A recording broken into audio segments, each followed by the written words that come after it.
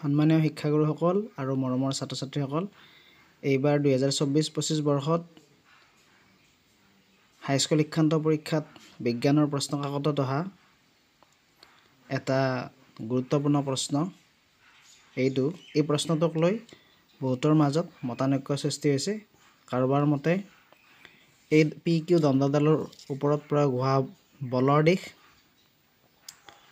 পৃষ্ঠৰ বাহিৰ ফালে আৰু কাৰোবাৰ মতে ওপৰৰ ফালে। তো এতিয়া মোৰ দৃষ্টিভংগীটো মই আগবঢ়ালোঁ। কি হয় ইয়াতে এই PQ দণ্ডডালত বিদ্যুৎ প্ৰবাহৰ দিশ যেহেতু এইফালৰ পৰা বিদ্যুৎ প্ৰবাহ গৈছে, গতিকে বিদ্যুৎ প্ৰবাহৰ দিশ কোনটো ফালৰ পৰা হ'ব? Pৰ পৰা Q লৈ, অৰ্থাৎ লেফ্ট টু ৰাইট। আৰু এই নীলা নীলা চিন কেইডালে কি বুজাইছে? চুম্বক ক্ষেত্ৰৰ দিশ বুজাইছে। এতিয়া কথাটো হ'ল চুম্বক ক্ষেত্ৰৰ দিশ বুজাওঁতে এই নীলা নীলা চিন কেইডালে চুম্বক ক্ষেত্ৰৰ দিশ এতিয়া কোনটো ফালে বুজাইছে?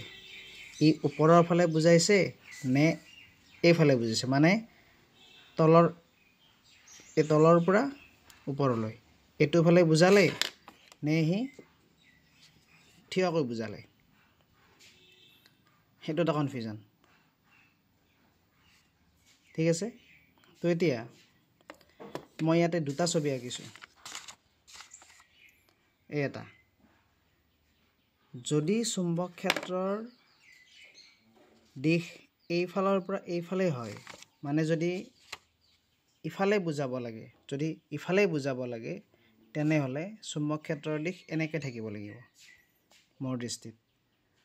আৰু এনেকৈ থকা চুম্বক ক্ষেত্ৰৰ এই মানে চুম্বিক বলৰেখাবিলাকে তলৰ পৰা ওপৰলৈ বুজাইছে, অৰ্থাৎ এই তলৰ পৰা এনেকৈ বুজাইছে, তলৰ পৰা ওপৰলৈ। গতিকে আমি এতিয়া ফ্লেমিঙৰ বাঁহতীয়া নীতি ইউজ কৰিম। ফ্লেমিঙৰ বাঁহতীয়া নীতি আমি যেতিয়া ইউজ কৰিম তেতিয়া আমি লক্ষ্য কৰিম বিদ্যুৎ প্ৰবাহ ইফালে, বিদ্যুৎ প্ৰবাহ এই মাজৰ আঙুলিটো ইফালে, চুম্বক ক্ষেত্ৰ কোনটো ফালে? ওপৰ ফালে। গতিকে মোৰ এই বুঢ়া আঙুলিটো মোৰ ফালে আছে, আউট অফ দ্য ফিল্ড বা out of the plane. Okay, আৰু যদি আমি এনেকৈ যদি আমাৰ চিত্ৰটোত এনেকৈ থাকিলহেঁতেন, বেকাকৈ দেখাব লাগিব নহয় আমি, অৰ্থাৎ মোৰ ফালৰ পৰা ইফাললৈ, পেজটোৰ তলৰ পৰা ইফাললৈ।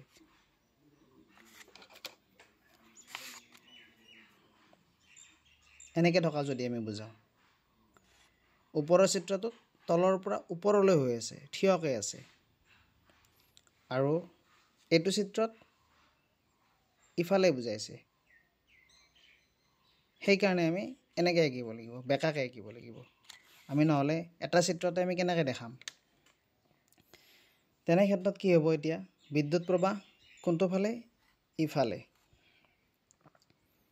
এই মাজৰ আঙুলিটোৰ ফালে, আৰু চুম্বক ক্ষেত্ৰ এই মোৰ দ্বিতীয় আঙুলিটোৰ ফালে। আৰু তেতিয়া বলৰ দিশ কোনটো ফালে হৈছে? ওপৰৰ ফালে। ঠিক আছে, গতিকে তেতিয়া বলৰ দিশ ওপৰৰ ফালে হ'ব। সেই দৃষ্টিত প্ৰথমটোত আমাৰ উত্তৰ হ'ব আউট অফ দ্য প্লেন।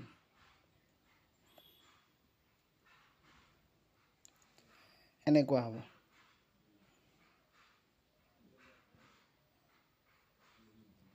ঠিক আছে, কনফিউজনটো ক্লিয়াৰ কৰিবলৈ আমি এটা কাম কৰিব পাৰোঁ।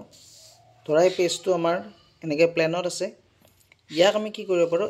এইদৰে আমি থিয় কৰাই ল'ব পাৰোঁ। থিয় কৰাই ল'লে প্ৰথম চিত্ৰটোত কি বুজাব? তলৰ পৰা ওপৰলৈ আছে মেগনেটিক ফিল্ড লাইন্স, এইটোৱে বুজাব কি? এই মেগনেটিক ফিল্ড লাইন্সবিলাক তলৰ পৰা ওপৰলৈ আছে। ইফালে থকাটো সি নুবুজায়, সি তলৰ পৰা ওপৰলৈ বুজাব। দ্বিতীয় চিত্ৰটোৱে কি বুজাব? বেকাকৈ আছে নহয়, মানে এনেকৈ আছে।